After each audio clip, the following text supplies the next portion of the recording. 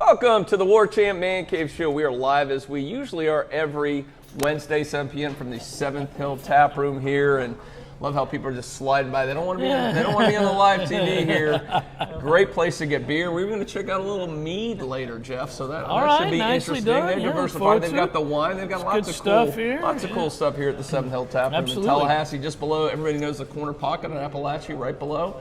And of course, as you can see, we're also sponsored by good friends at Jimmy John's. Freaky good, freaky fast, freaky fresh. Yeah, there you go. How was it?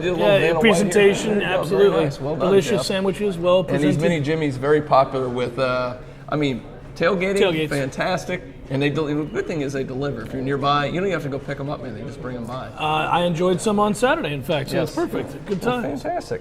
And Jeffrey, a lot of fun things to talk about today, besides our wonderful sponsors here. Of course, before we start, I'd like to do it up. I got to polish this up. My mic is not going to stretch this time. I didn't even have this, and I'm going to go over the Bell's Expedition is one here. I don't even have that. I love Bell's. Oh, have you had the Expedition, the stout? Yes, I've had the stout before. Oh, my goodness. It's really might be good. the best stout I've ever had. There you go, buddy. Can't go wrong with Delicious, Bell's. and they got some crazy, we'll have Hal talk about it later, some crazy tappings going on this week. Absolutely, and every time we're here, there's something good that's coming down the pike. I've had a lot of these beers. I can't reach that far, but let's see what they got here. There's, hey, have you tried the... what do you think, Jeffrey? Let's go with the...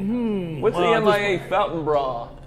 Why don't you try it? All right, let's do that. That's a beautiful thing about this. You put the card in, you pay for a card what you don't use, you get your money back, and whatever you use, you try it out. And when you fall in love with one, you buy a crowler. Or you load up on it then big time.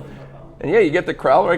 I get suckered into that. You got a lot of crowlers sitting in my beer fridge at home, but it's a good thing. You say that like it's a bad thing. I was going to say, buddy, the more crowlers sitting in there, the better. And then on Fridays when we do the show for home games, by the way, I might add you buy one crowler. Not bad. That was the MIA Fountain Fountain Brew, I guess it is. Like the Fountain Blue Hotel down there. Because it is. It's a MIA. It's a Miami. That makes perfect sense. There you go. Figured it out before our eyes, Gene. I was going to let that process play. It takes a little slow sometimes for those wheels to churn, but they he's going to figure this out at some point. I didn't want to. Speaking of figuring things out, Jeff. ACC officials. Woo! We got to spend a little time talking about the debacle this weekend, of course. It was brutal. There's been worse. There's been way worse, but that was ugly. But in terms of a big call and a big moment, that illegal block on Freddie Stevenson on that play, have you seen one in a bigger moment a bad call that literally screwed over a team like that? Probably. I mean, we are talking about ACC officials, Gene. I've seen an awful lot over the years that boggles the mind. It does feel like the latest and greatest because that one, if you figure Florida State's going to go down and score on that drive, they're in the middle of a 28-7 run. 20. They're going up 2 scores. Yeah, they're about to go up 2 scores. They have no defense for Dalvin Cook at that point. They're reeling. Yeah. Everything is going well at that point for Florida State, and then it all goes south. So, I got to say, it's up there. It's up there as being one of the biggest, if not the biggest. Yeah. It's brutal. Other calls that jumped out at you in that game you didn't like? Well, obviously the targeting call. I've heard some people argue with me on that and say that they think it is targeting, even though it's. I get into the spirit of the rule with this thing, man. You're kicking people out of games. You better damn well know that somebody was intending to lead with the crown of their helmet. And look, and it's not just a natural football move. To me, that's 2 guys making a football play. He's ducking and I don't blame him. He's trying to avoid contact. And then that happens, and he's leading with his shoulder, so I don't think I would have called that out. Isn't part of it, is the receiver defenseless? They keep talking about that. He did not. He took 2 full steps. And then also isn't part of the fact that you look the very last second, the receiver ducks his head. See, I've always said, football plays begin and end so quickly. Yeah. And having played the game and come up at full speed to tackle somebody, adjusting to a football, you're not thinking about, whether or not if I hit here and he ducks, my head's going to hit. I'm just trying to get you down, especially somebody as dangerous as Mike Williams, who's 6'5". And the angle was always going to be on an upward plane because look how tall he is as by way of comparison to Marshall. So it's. And if he doesn't duck his head, we don't not have this conversation. That's the thing. It was on the offensive player. Well, if you're then going to be technical, then call on both. Well, and after the illegal block, they get the non-interference call. Well, that's retaliatory. He was pissed at Jimbo because he showed him up on national TV. Yeah. Then he nailed him for the bench call, and then he's like, "Screw you, I'm going to get you again." Well, that's why, as a coach, you kind of got to keep it together. That's one thing I'm fine with him going off in the post game. I understand he was right to do that, but at that point, he get his point and be done with it. Be done with it and go from there. Yeah, you can mutter it. You don't have to stand on the numbers. That hurt. All right, so FSU loses at Clemson. Clemson can thank the ACC officials quite a lot, and we're going to see some of those guys. I imagine these are the memes. They did quite their job here. We're going to take a look at some of the ACC refs here. Yeah, there we go. See, there's Dabo caught pregame or postgame. See what he's got there? He's got the bags for the refs. I imagine. You know? So these were all over the boards Yes, on Warchant, weren't they? Yeah. So there you go. Yep. That's all the things about the ACC I have refs. absolutely no clue. Yes. Straightforward enough. Now, you might have seen, you probably saw, I don't know if you saw Ira's column. I did see Ira's column, and I knew he was going to write it because Ira is like an amateur sleuth. He began to run down all the previous games. It is rather amazing. Have you seen what my column looks like? No. There he is. I'm shocked. I'm shocked. You think that guy would be a good official. Yeah. Man. So, yeah, I obviously know that he was able to uncover quite a bit. That's a column for the ages right there. Yeah, it's good. It's already gotten like 120,000 views on Facebook alone. I mean, it's crazy. My guess is, by the way, that you're not going to get any love letters from the ACC office. Oh, no. I already Have you heard from them yet? I heard they're a little peeved? nasty. Yeah, a little frustrated? They don't like that. It's funny when they get called out. They don't like that. Now, Jimbo Fisher fined not Jimbo Fisher, the University. School fined $20,000. Jimbo Fisher officially reprimanded on that. You know, there was a GoFundMe now to pay for that fine. I've heard about that, right? No, I mean, Jimbo can afford it, guys. I mean, I think we got a scene of him getting ready to pay it. It's one of these. It's not that one. It's not that one. The next one over, I think. There he goes. There he is. Yeah. There he goes. That's what he does. He goes, I make over $5 million. There you go, John Swafford. Straight cash, homie. Yeah, there you go. Doesn't have to write the check. No. So anyway, Jeff, there's been, dealing with the ACC, there's been some crazy bad calls over the years, and I'm curious, what are some of your top ones that you remember? Oh God, in the ACC, there's obviously the moving of the football tends to stand out to me. Anytime you can actually catch an official moving a football towards a first down marker, that's a toughie. Yeah, you have it. Okay, good. Yeah, the first time I saw that, I couldn't believe what I was looking at. You have an official actively moving the ball. The Nigel Bradham play, Gene, is a big one. Although that's a little more forgivable in the sense that it's so violent, so fast. All right, maybe he didn't note it. The moving of a football, that's a concerted effort, man. My man is just sliding the ball forward. And in the late, Doug Rhodes told us that was a matter of technique. Rest in peace, Doug. Sliding. I mean, how do you do that? You slide a ball forward. I got a true story. Since we're talking about ACC officials, you were at the same conference, the ACC meetings in Greensboro, wasn't it? And Doug says, he gets asked that question by everybody who covers Florida State. So, Doug, when the ball is being pushed forward by an official, what are your thoughts on that? He said, well, that was a technique issue. He kind of lost his balance and began to have to put his weight on the ball. That's one of the. You think if you see a ball slide, you might move it back? He had no attempt to try to move it back. No one's going to notice. Just slide this forward a little bit here. A couple of the others will run out to me. And this is one bothers me because people don't talk about this one too much, but it bothered me. 2009, the last time FSU actually lost to Miami. Oh, the second on the clock. Yes. Yeah. So what happens is it looks real close to reception for the game-winning touchdown with Jamar Forson. And what happens is the officials are looking, is it complete, is it not complete? While they're doing that, the clock is ticking down. And eventually they go, well, it's incomplete. But the second it would be incomplete wouldn't be the end of the play. Clock on the, there would have been 2 seconds. They didn't put the time back, and the FSU had another play. You were only at the 2-yard line, so very easily could have scored it. That streak would be 9 games right now. Oh, buddy, 1 away from the Platinum Bowl. Wouldn't that have been something? Man. Oh, my goodness. Yeah, you mentioned that the moving of the football was a good one. Remember Greg Reed pointing to the ground? Oh, that's right. On a fair catch. Yeah, letting people know it was going to bounce, and for whatever reason, did they call that a fair? What did they say that was? No, they said it was an illegal fair catch. Oh, okay. Yeah. Because he told his defenders or the guys and blockers around him the ball's going to bounce on the ground, which is a signal they do so they get out of the way, don't get hit. And the rule says your arm has to be above your head waving, but yet pointing to the ground apparently was enough for them to call that. No, that was absolutely – well, that was also part and parcel for that time period, man. We got a lot of calls back then that were just mind-numbing. Well, back to the Brown thing, what irritates me, because remember on the play, FSU actually intercepted the ball. Which it's a diving, beautiful interception. It's an amazing catch for a big man to make. A defensive tackle makes the catch in the roll. It's an incredible catch, And it ended up being 23-19, and I will say the line, the FSU did not barely cover. Just throwing that out there because of that. It would have been a blowout. The way that game was going, there's a lot of screwy calls in that game. Well, at the beginning of the game. Oh, yeah. They had the ball was stripped. Yeah, scoop and score. Yeah, they didn't call that. Yeah, all kinds of problems. You say they were on the take? I'm just throwing out what was the spread was. Was that the same crew? I think one of the guys, the Cullen guy, did work that game. The guy that we just showed earlier, he worked that game as well. Just saying. And I asked Ira, but which one you remember? He goes, one bothers him that he brought up was 2002 Darnell Dockett against Clemson. A Clemson player pushed him into another Clemson And he gets player, booted. and he got booted. He got ejected. For one Clemson player pushing another, he got booted out. He got booted out, yeah. And not that he's not at all an integral part of your defense. Was that also part of the same crew? That 2002, I don't know. I don't know if Cullen's been around that long, but why not? We'll say throw him in there. I bet it was him. I bet it was. Yeah. Why not? All right. Jeff, we would be remiss. We've done it for 4 straight weeks. Yes, we have. You know what we have to do? No. Little Schadenfreude at our friends down south. Miami lost again, didn't they, Gene? 4 in a row. Oh, wow. Imagine How about that? You know, we were talking. Oh, there we go. yeah. Stop telling the kids the U is back. All right, now it almost gets. They've hit rock bottom. You just lost to a team that was 2-5, Notre Dame. They were 2-5. They lost. Yeah. It was a gallant comeback, but alas, they're now 4-4. They got to play Pitt this week.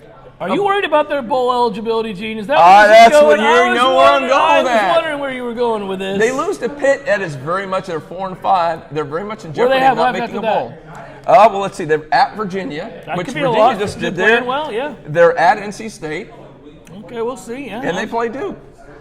So you're not sure they're going to win 2 more games? They would have to go 500 the rest of the way there to pull that off. I don't know if they can. So could Mark Richt in season 1 finish sub 500 and not make a bowl? Yeah, how about that? And starting out being ranked in the top 10. That's a thing of beauty, buddy. That's a thing of beauty. I wonder if a team's ever been in the top 10 in October and not made a bowl. Maybe Miami can set a dubious record. I'll tell you that 5 in a row. I bet we'll be here to talk about it.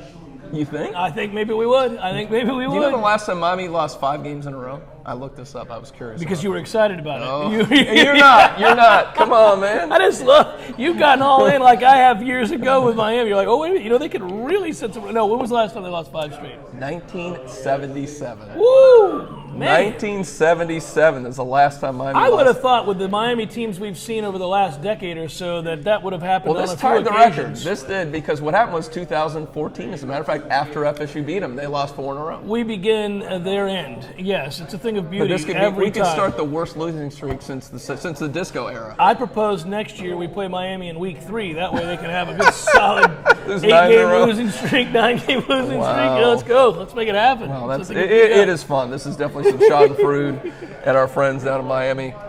Oh, my goodness. All right, when we come back, Jeffrey, we got to talk about, we're going to Carter Finley. Oh, no. And they are infamous for some things here. No. They're infamous for one thing. Speaking of Miami, we're going to talk. Besides playing well against us there. Besides talking about Carter Finley and what they're infamous for, we're also going to compare Miami fan and NC State fan, because they are generally regarded as the two worst fan bases in the ACC. But one of them, surprisingly, does not have the plague that Carter Finley has. This is true. And that's stunning. Yeah. We'll talk about next on the Warchant Man Cave Show. Welcome back. Welcome back to the Warchant Man Cave Show here at the 7th Hill Tap Room, where you can get all kind of yummy. Now, tapping out, they said, and I talked to Hal, we're going to have Hal over here in a minute to talk about a Mead that we're going to try out, Jeff. But he said they're going to tap what is the most expensive beer they've ever had here. I'll ask Hal about it. So fantastic. We get to be part of that? Oh, I hope we get. Of course, we're going to be comped out. I would assume on that. Awesome. They tap it out on Saturday, and they also have a 6.1 that's coming in that I think is like it's a special porter they have that they're doing this weekend. And we got cool weather coming in this weekend. This is a porter. You sit out up there and go up. The nice thing, you can go up on the porch and see. Yeah, you're allowed to take your beverage up onto the porch. Yeah, it's good stuff. Good times, Jeffrey. Carter Finley. I'm sending the 2 Ryans because they've never been there. They're very excited about going to Carter Finley. Oh, man. Watch yourself. Watch your leg. Now, we brought up a couple of years ago on the Man Cave Show, I was shocked to find this article that was written about urination problems during games in Carter Finley. I'm going to read it. And the thing is, people started complaining about in their seats they were getting pissed on. I mean, there was urination splashing on them.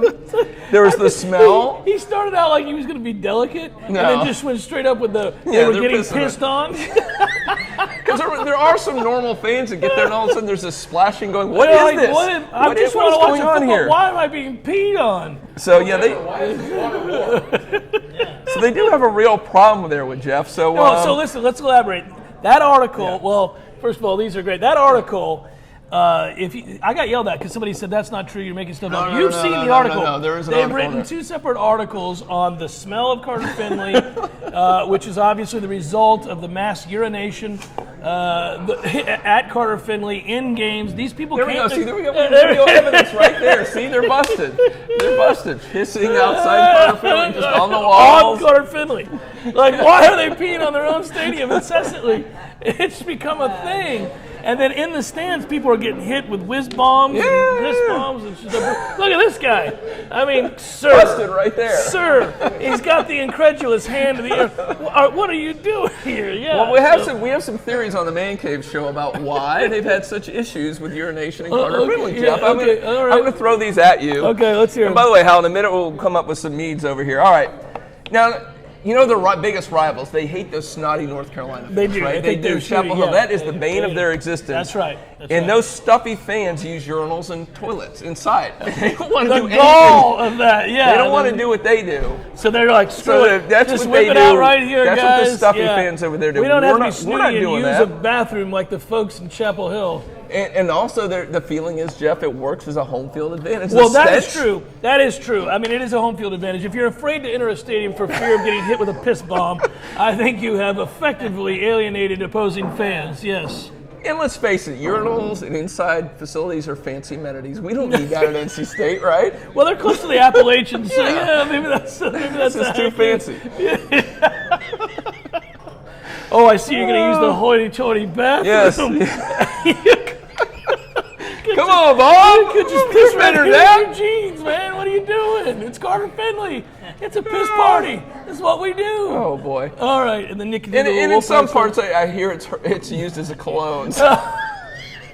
Do we have any people actually wearing the urine as cologne? All right. Oh, we got to do. Let's some get good away from sampling. that. All right, let's no, sample some. We're going a little different direction. You gave me a hard time because you said, oddly, we were sampling porters every week. Which I love, but yeah, it was time to We're sample going something all out new. a different direction this way. What do we got? And Hal's going to tell us. Okay, Hal's going to tell us about a mead, and I don't know a whole lot. I know it's kind of a cross between a craft beer and a wine, but other than that, I don't know much about meads. Well, that's why Hal's here. Oh my That's what he goodness! Look at does. this. He's really getting us sauced up. Yes, this is how we're going to be serving them. All right. Because, you got to put your Fancy finger with your up pinky out, when you're- yeah. When you're drinking meads. Meads are actually honey wines. Basically, the only thing you need to make mead is honey, water, and yeast. So these are made in the mountains. They can be, yes. I was just thinking about the people in cabins and so forth. I'm teasing. You don't I know. need a lot. Yeah, you don't need a lot. Okay, So that's good. this is yeah. crafted artisan, right? They make Crafted these? artisan meadery, yes. One interesting thing about this meadery in particular, a lot of their meads are about 6% alcohol. And one thing about meads is a lot of times, just like a wine, it comes out at least 15%. Some of them get up to 17, 18, maybe Oh wow, so 20%. not fooling around. So these are actually, mead has a lot of banana. different, a lot of different styles underneath the mead moniker. This one is a hydromel is what it's called, and it means a mead that's less than 7.5%. Gotcha. I gotcha. We have their Bananas Foster Forever. I am kind of liking the Bananas Foster. And, That's the one on the outside here? And the other one is called Baklava to the Future. So the first one's brewed with bananas, obviously They're actually honey, really water. good. Yeah, But you gotta sip them, and then they're they're definitely not. on the sweet side, but very it on They're the is- better than I thought. Yeah, I was it's like, like I was a- thinking some kind of crazy sweet but they're a little sweet, but they're not crazy sweet. for sure. They're pretty They're good. something you sip on. It's a good dessert after dinner. Boom. Maybe actually like you could drink it by the This, fire, warm you this up a middle little one bit. you, while you still- said is which one? This? if it's not Is bananas, that the baklava? it's the baklava. You can to tell the future. banana one because I've had the This, banana one. I'm you with like it, the yeah. baklava. Well, I know what to bring Mrs.com. She'll love definitely be this, down yeah. with it. She Yeah, likes that's it. If you like ciders, you're probably down with Yeah, this, right? meads Am I are thinking? somewhere in the middle of wine, cider, maybe even Yeah. a little bit beer. Just another too, way for but- people to have a good time. Yeah, Gotcha. for sure.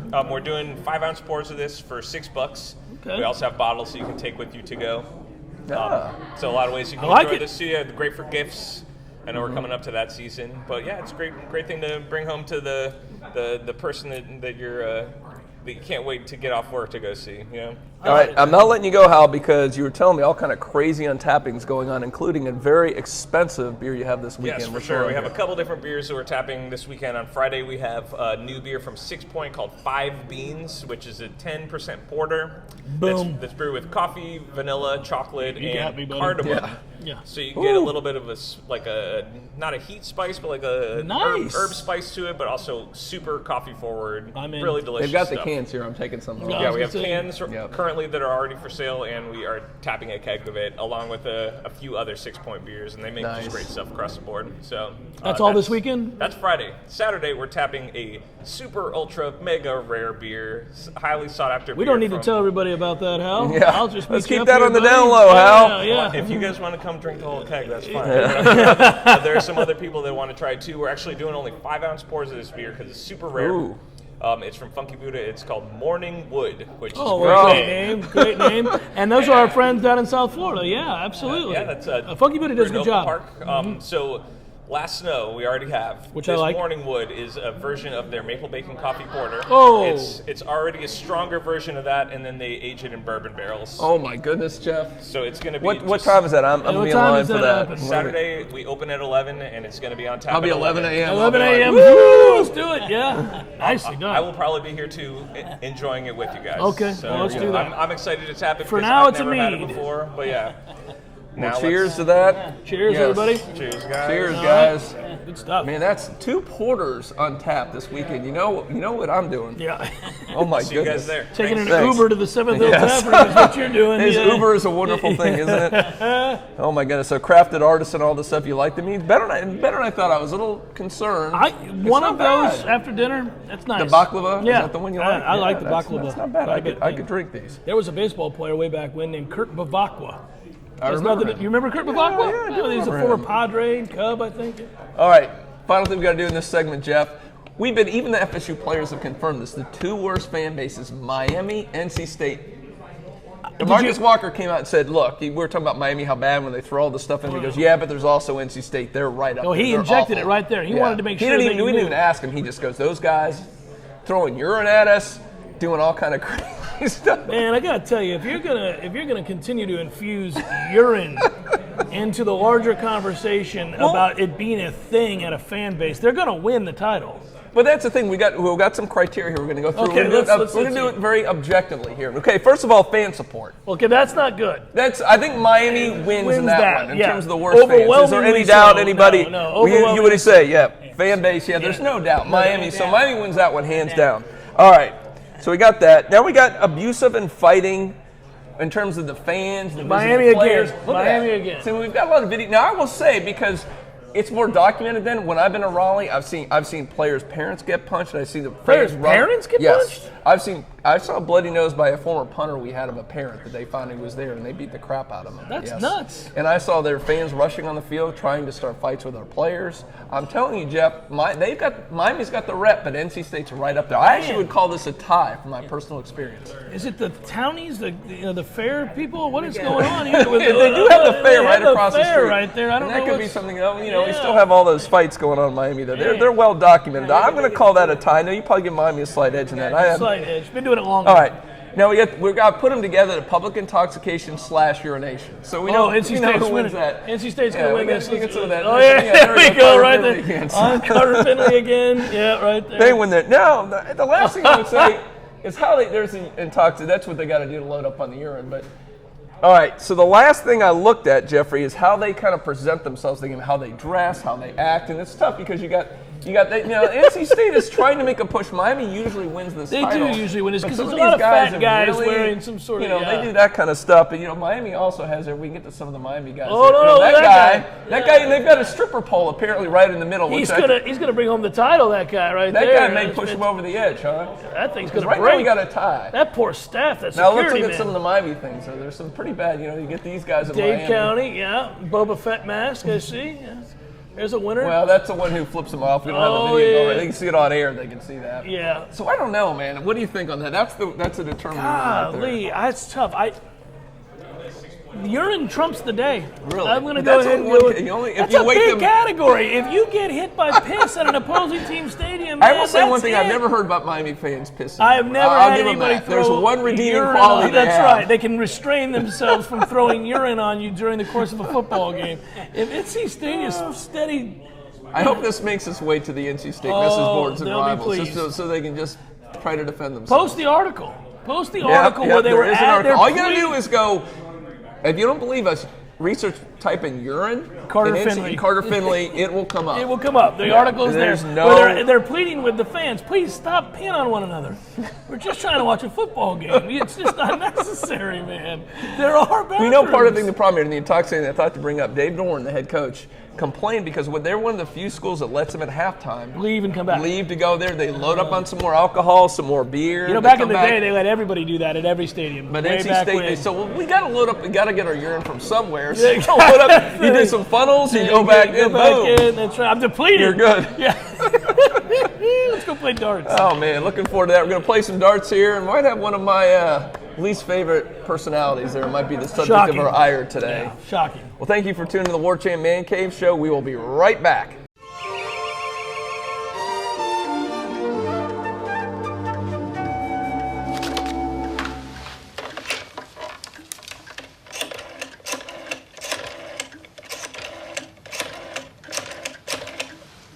Hello, Jimmy John's? Jimmy John's here. What took you so long? Jimmy John's, freaky fresh, freaky fast. I love a man in uniform. Welcome back to the Warchant Man Cave Show. We were here, of course, at the Seventh Hill Tap Room. What a great place. Perfect We place. love it here. They got the shuffleboard. They got the pool. We're going to play. They don't normally have Got darts the here. delicious beer. Oh, my goodness. The beer is fantastic, as always. And, of course, our friends at Jimmy John's, Freaky Good, Freaky Fast, Freaky Fresh, and the kids. We got the mini Jimmys for Halloween. You know what the kids did? No. They said no to the pizza, and they went for the mini They went for the mini Jimmys? There They you did. go. The kids love the That's mini nicely Jimmys. packaged. Everything's perfect there. So Yeah, we love good. it there. We're going to have some fun. Now, I know the first subject before we get into our picks, we're going to do this on the darts A little here. dart But action, all I'm right. curious that the rankings came out earlier this week. And a little surprise to see an SEC West team. one-loss SEC team. A one-loss SEC West team above an undefeated Pac-12 team Yeah. in the top four. Well, you know, the whole thing that we've talked about, I talked about this last year quite a bit. It's a shame. The whole deal is to get you angry and to get everybody talking about college sports and to get college football in particular, and then to kind of ratchet up that intensity as the weeks go along, all the while knowing that if Washington wins out, they're moving ahead. So it's a conspiracy, the whole Yeah, well, it's manipulative. They're manipulating the process, which means the integrity is affected. I stopped caring. I don't even look at it. I care about college football, and if we were in this situation, which once we were, I would care. It does matter in terms of where they send you to play. If Yeah, you're we found that out. out. FSU got screwed But on at that this juncture, this first week, I think they're just trying to titillate. I always figured that they would But do why is it something. always the SEC West? Well, What do we have a few years, 2014, you had both Mississippi schools completely Yeah. fraudulent in the top four. No, it's comical. Well, they're overvaluing the wins that Texas A&M have over Tennessee. Has to be. The one great win I'll give them is the win over Auburn. It's a good win. It's a solid win. They But give, Auburn was a mess at the time at the they time, played. but that's still, we now know Auburn's a good Yeah. football team. Just like I give Clemson a lot of credit But for who was winning it on the lost road. to? What happens when you lose to Alabama? You move up. You move up. So, I mean, that's what it comes down to You play ultimately. Alabama on the road and lose, Yeah. and if you stay relatively close to them for any length of time, Yeah. well, you're moving on up, Yeah. buddy. Yeah. That is the first rule of the football community. Now we're going to have a little fun with our good friend, Mr. Urban Meyer. Something told me you might go that route. Well, why not? We have to do that. You know what? You hate him so much. I'll you have go the honor. first. We'll go. We get a couple We do shots some each. picks while we're at it, We'll right? just see. Yeah, let's. Brian's going to read us off a couple picks here. All right, gentlemen. Well, And, TCU is headed to Baylor, Okay. and the Bears are given 9 at home. What do you got? Ooh. Baylor's not very good. I don't think That's a lot so, of but points, TCU isn't is terrible. It is a lot of points. I'm going to go ahead and take Baylor, though. I don't like TCU at all. I'll take TCU on that. All right, there we go. Let's take right first shot. Let's take the shot at Urban. What do we got? Oh, got him. Going for down below or something. I got it. All right, next game. What do we got?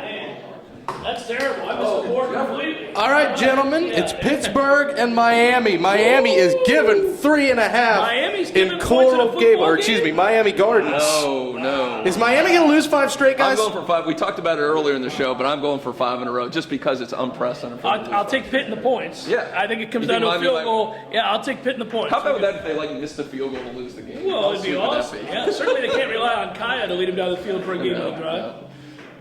There we go. I got the official. This week we need to be hitting the officials. That is perfect. Goes with the theme of the program. All right, gentlemen. The Gators. A little high. All right, you're smoking me here. Oh, here you go. Guys, the Gators are going to Arkansas, and they're giving the Piggies 4. What do you say? I'm taking Florida. I know you are.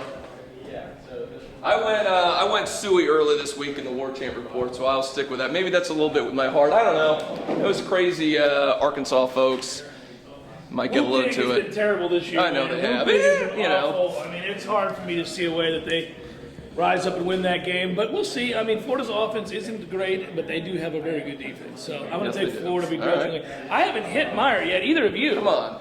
Well, we can't hit the wide old darts. Can we get some weight on these darts? Wow. Boom. There you go. Right in the heart, Jeff. There Well, the right side, almost the heart. Boom. Right was in the face. That was in the face. I got right. In the face.